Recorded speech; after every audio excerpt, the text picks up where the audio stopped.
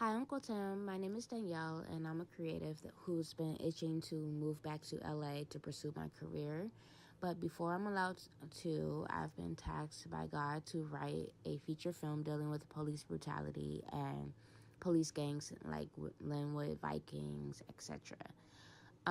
My main character is a Christian, and I want to make sure that I'm infusing God into my script in a meaningful way, but I'm unsure how to go about it where we could see it played out in tangible ways. I'm also unsure where to go in the Bible for a biblical solution, so I was wondering if you had any suggestions. Thank you. Love you guys. Bye. Yeah. First of all, I thank you. Anytime I hear when they say Uncle Tim, it's just it warms my heart, and it makes my nieces mad. So like my blood nieces are Right. like, that's my uncle. So anyway, I what I would say is girl, write the script. Like get this movie out of your head. But this character needs to really be fleshed out like thoroughly. And what I mean by that is, yes, you want this main character to be a believer, but if you, against the backdrop of police brutality and against the backdrop of injustices that are going on around, that needs to also be that also needs to inform how this character is going to interact with his or her world. And so I don't like Christian movies that that don't ground the believer in the actual environment that they're in. Mm. They seem to be kind of floating above the environment as opposed to being grounded in it.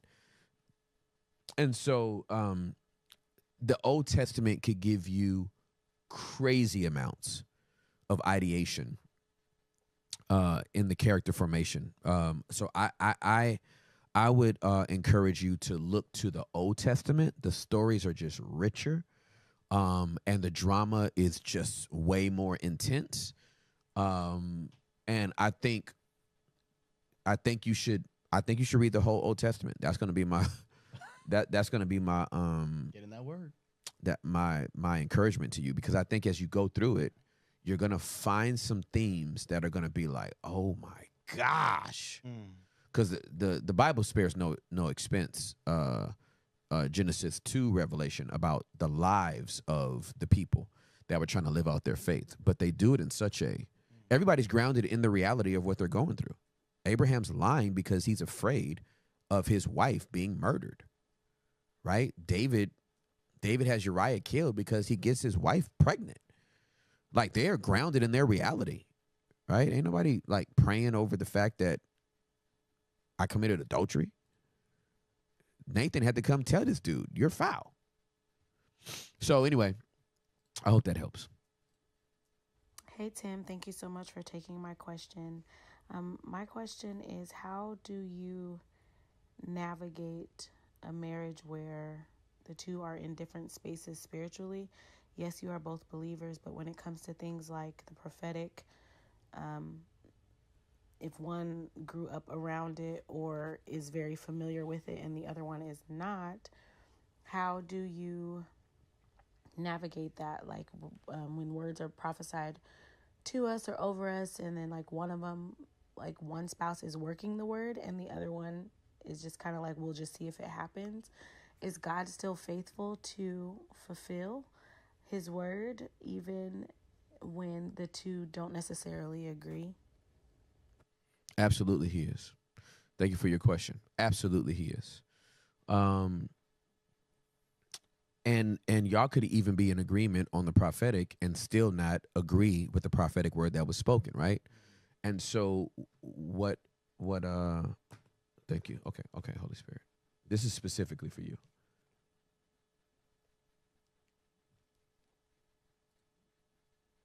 Like literally I was about to start talking and I felt like the Holy Spirit said, just give her this verse.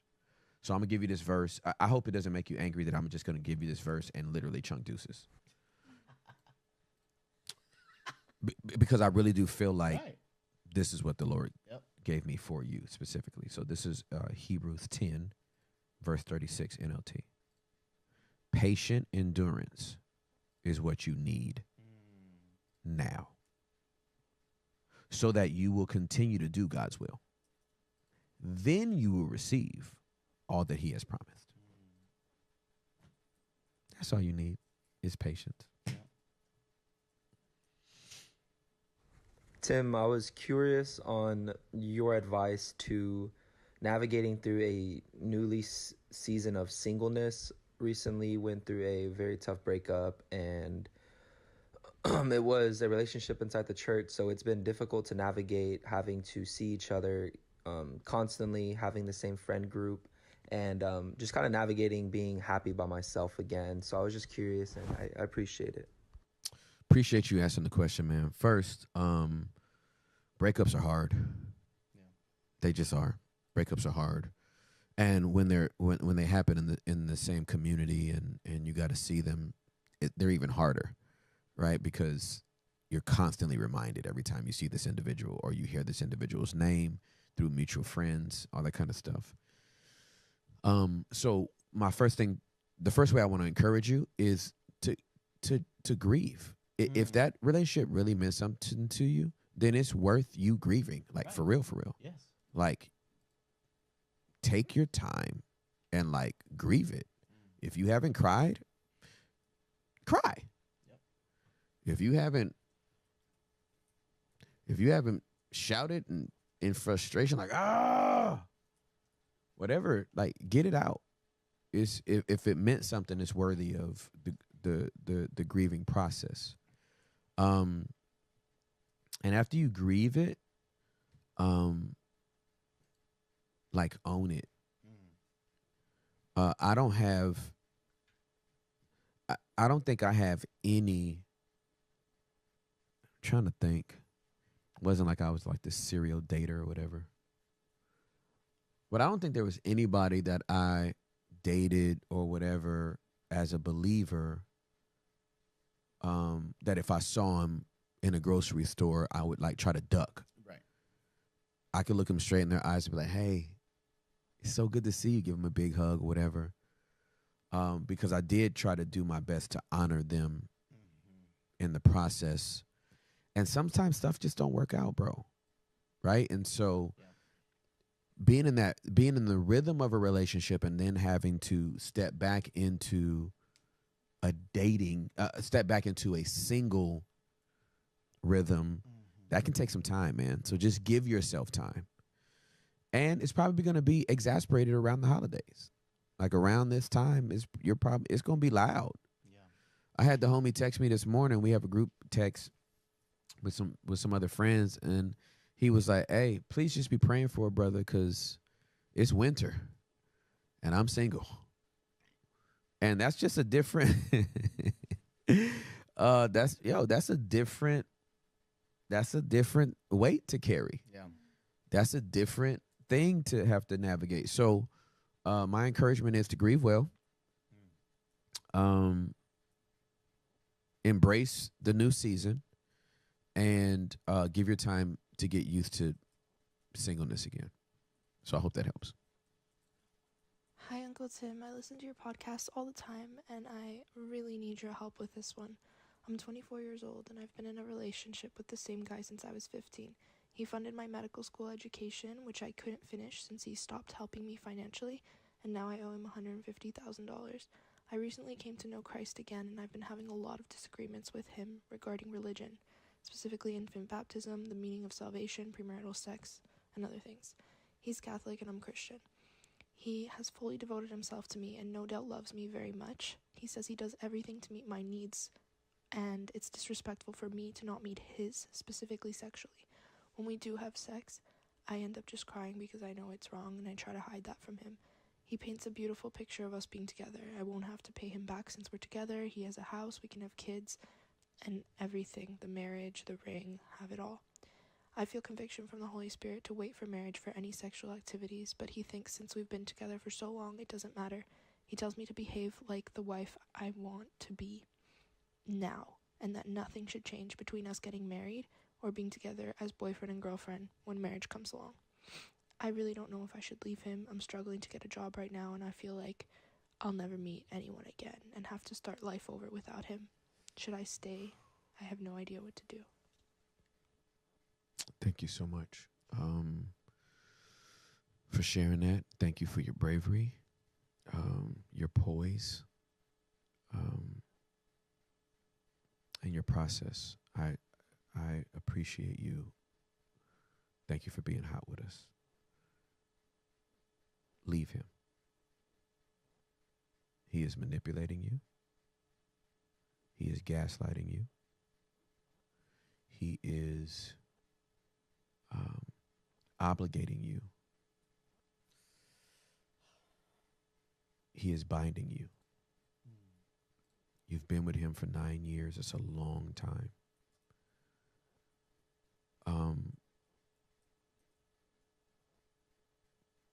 But for him to hold $150,000 over your head,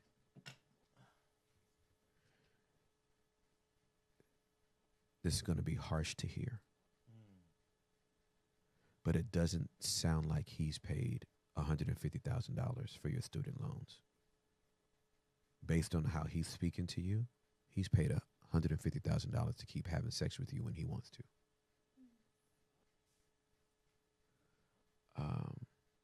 I am angry for you. I feel very protective of you. My big brother / daddy thing is flaring up. You're 24 years old, so you could actually be my kid. You could actually be my daughter. And if you were my daughter and I was your father and you told me what you just told me, first of all, I'd be so proud of you. I would tell you that I love you and that I'm so grateful that you would trust me with this aspect of your life. And then I would tell you to leave him. As difficult as that's going to be, I would tell you to leave him. As debilitating as that sounds, I would tell you to leave him. As empty as that feels, I would tell you to leave him. As financially challenging as it sounds, I'd tell you to leave him.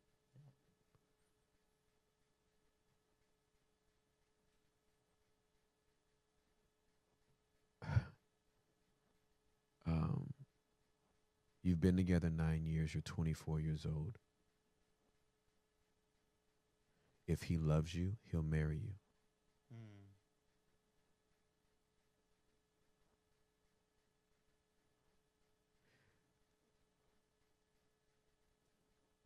Oh, this is harsh to process. I'm going to have to say some hard things. And my only hope is that as I process this with you right now, that the Holy Spirit reveals it, because this is going to be some harsh stuff to hear.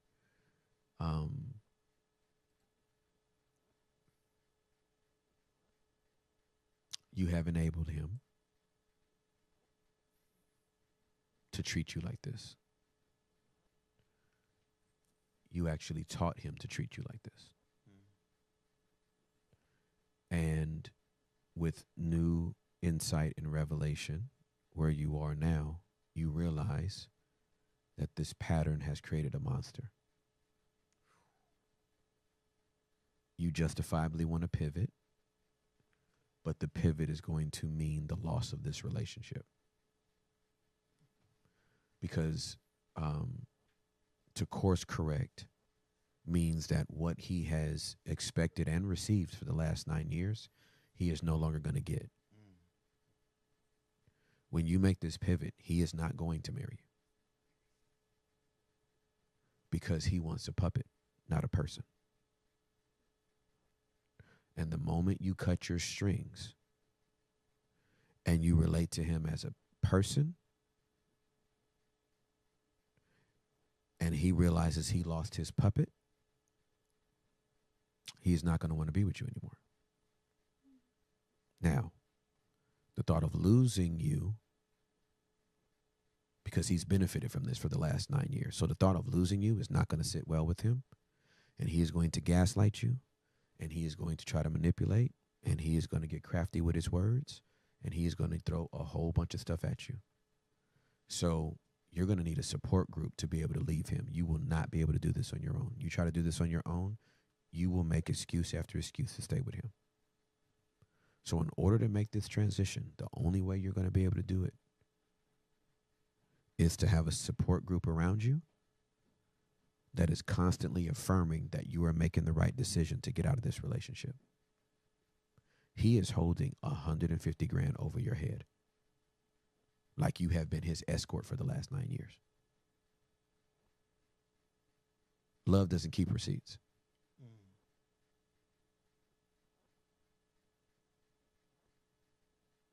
And so y'all been playing husband and wife, but he still ain't put a ring on it. Hasn't talked about a plan to put a ring on it. Says marriage is somewhere down the road, but y'all are essentially married anyway, not according to biblical standards. Y'all have done all the married things, but y'all ain't married. So you're going to have to leave him. And that's going to hurt. But let me address this fear, and I'm still in this fatherly tone. I want to address this fear that you're going to be alone for the rest of your life. I promise you, you're not. God already has the man.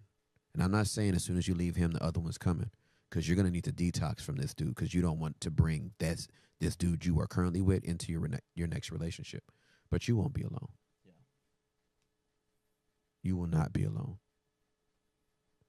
But you want the man that's going to be in love with the person you are. And in order to do so, you're going to have to leave the man whose puppet you've been.